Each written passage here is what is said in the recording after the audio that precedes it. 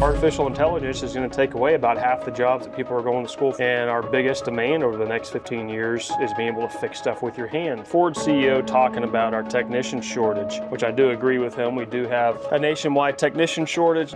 Technicians in dealerships working on cars. At Ford, we have 6,000, probably 400,000 repair technician shortages across the economy. But let's talk about some of those details. Many years ago, we noticed this as the business started growing. I was having a harder and harder time hiring technicians. My technicians were getting older and either moving on to do some of their own shops or they were getting to the age of retiring. And so we developed a system to basically create our own technicians. And that's what we're lacking in the industry is schools, high schools specifically, colleges, pushing students into those career fields. So they push everybody to go to college, which is great. But in my opinion, I think artificial intelligence is going to take away about half the jobs that people are going to school for anyways. And our biggest demand over the next 15 years is being able to fix stuff with your hands. And if you look at the automotive industry, if you want to become a technician, this is a job that requires at least $100,000 in training. It requires $50,000 minimum for tools. You know, these technicians, my guys, have several $100,000 wrapped up in these toolboxes, the tools, specialty tools. There's a huge barrier of entry to get into this field. Another big myth is the pay rate. So people think if I'm going to be a technician, I'm not going to make any money. Well, it's a field. Right now, I would say if you took my technicians that I'm graduating from my program and you go to the local college and you look at students graduating from college, I would say that the majority of my technicians in 5 years will be earning a lot more, significantly more money than most of the graduates at our local university. And a lot of places out there are coming up short on hiring technicians. You know, and I ask my friends, I'm like, hey, if you can't hire them, what do you want to pay? And they're wanting to offer $15, $20 an hour, and that's just not going to get the skill level of a technician that you need to fix these cars nowadays. These cars have all kinds of electronics and variable parts that we didn't have in the past. And so the Ford CEO is talking about the backlog, you know, average 2-week backlog across the country. I would agree with him on that. Most dealerships are backlogged in all brands. Warranty processing is part of that backlog. It takes us as the dealer, the technician, and my accounting staff a lot of work behind the scenes just to get warranty work processed. Another big problem is technicians aren't only just fixing customers' cars at customer pay rates, but they're fixing vehicles under warranty. And a lot of times a simple job like pulling a dash to get in to fix an AC component may pay 3 or 4 hours of warranty time, but that time might take a technician an entire day, especially if it's a technician that's learning. If he's in the first 4 or 5 years of his career, he's not going to be as fast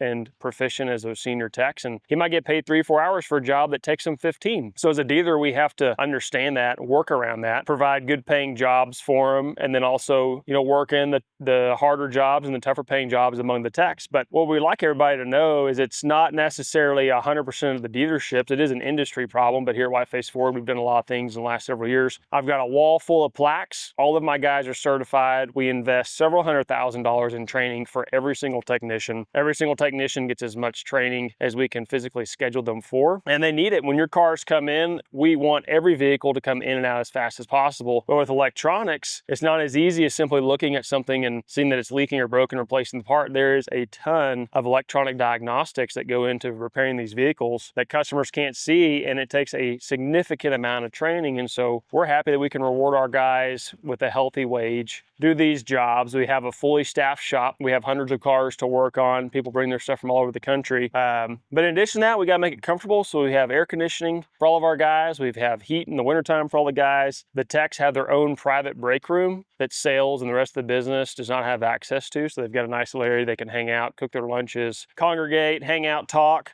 We provide a lot of specialty shop tools. So not only do you need $100,000 worth of hand tools, but the shop needs to be able to provide a laptop for every technician. So some things we've done in the shop, we've added new lighting. We've added a lot of specialty tools. So the guys, sometimes they have to share. We try to get them as much stuff as possible. Everybody has a laptop. We just recently rewired the shop with high-speed internet. We pull a ton of bandwidth inside this shop. When you do a vehicle update, it's the equivalent of watching 10 Netflix movies within a 30-minute period. So you're downloading hundreds and hundreds of megabytes worth of data to update one of these vehicles. Having a good work schedule. So we don't make the technicians work Saturdays. You know, they do have some rotations they'll fulfill, but they work a normal, you know, office job hours. They're not having to work extremely late at night. They're not on call on the weekends. All those things to incentivize them to come here. So if you take care of your guys, you can find them. We have enough techs that apply that we can actually sort through the most qualified technicians, we get those senior guys in here and then we pair them up with one of our trainees. So we have 4 trainees every year. We put them through a 2-year school. After that 2-year school, we invest another $50,000 or $60,000 into them in offsite training and online training with Ford so that we can fix your vehicle. So, you know, if it's got an engine, if it has electronics in it, no matter what brand, it's going to break. And we're going to be here for the future and continue to grow. Yes, I figured you can just do like crop ends of the AC, like Dylan's toolbox, a good example. Chris's toolbox is a good example of one. Gabriel's. So our tech internship program, we went straight to the high school. We invite the entire high school shop class over. It's about 100 and something kids. We get to meet a lot of them, and we offer internships to a select few, the best ones of the class that we can see. We go through a semester with them as interns, and then the top 2 that we like, we then enroll in the Ford Asset program. So we actually send them to a 2-year offsite college. They'll come back with an associate's degree, and after that, they get into the shop, and then it'll take them about 3 to 5 years to get through the rest of their training, get the hands-on experience, and then become a senior master tech. So at the moment, we are at capacity. We've added on to the shop. Several years ago, we added on to the shop again. We're about to add on to the shop for a 3rd time and continue to grow our capacity. But technicians for us have not been a problem to hire. I think it's just an industry problem of not recruiting the right way and not offering enough benefits. It's a hard job and you need to reward them for it. And if you do so, you're going to find the good ones. I've got some opinions and some things we've done here to make sure that we're not short on technicians. Currently, we've got a staff, 16 guys. We're fully staffed.